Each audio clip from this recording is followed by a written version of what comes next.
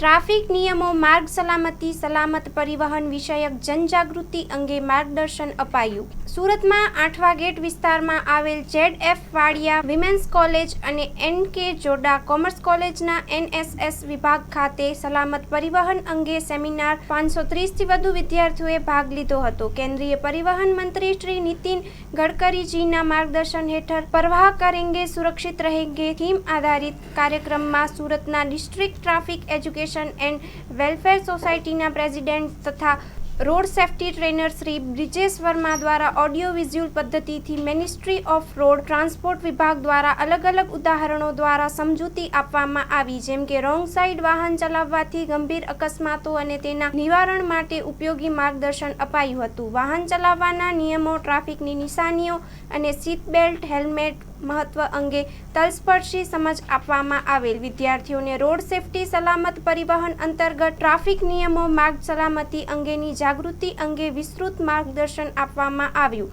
Road અકસ્માત નિવારણ અંગે આજના યુવાનોને ટ્રાફિક નિયમો પાલન કરવા તથા સરકારી વિભાગની રોડ સેફ્ટી અંગેની અલગ અલગ યોજનાઓ તેમજ સદ્ધર કામગીરીમાં સાથ સહકારની અપેક્ષા વ્યક્ત કરી હતી.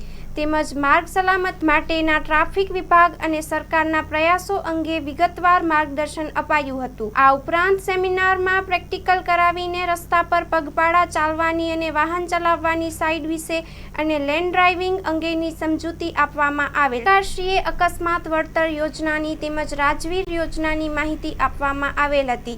રોડ અકસ્માત અટકાવવા અંગે જાગૃતિ માટે ઓડિયો વિઝ્યુઅલથી તથા પોસ્ટરોના માધ્યમથી સમજાવવામાં આવ્યું હતું. વધુમાં જણાવેલ કે શહેર તેમજ જિલ્લાની દરેક સ્કૂલ કોલેજોમાં આવનારા દિવસોમાં રોડ સેફ્ટી અંગે આખા વર્ષ દરમિયાન અલગ અલગ સ્કૂલ કોલેજો દર મહિને દરેક વિસ્તારમાં સ્થાનિક પોલીસની મદદથી સરકારી યોજનાઓ તથા પરવાહ કરેંગે સુરક્ષિત रहेंगे થીમથી સલામત પરિવહન કાર્યક્રમનું આયોજન કરવામાં આવે છે. આ પ્રસંગે સ્થાનિક ટ્રાફિક પોલીસમાંથી પોલીસ ઇન્સ્પેક્ટર, હેડ કોન્સ્ટેબલ, કોલેજના પ્રિન્સિપલ, NSS પ્રોગ્રામ ઓફિસર તથા NSS લીડર તથા વિવિધ વિષયના ફેકલ્ટી, સ્ટાફ અને વિદ્યાર્થીઓએ ઉપસ્થિતિ આપેલ. Story report by Manguram Verma, Surat.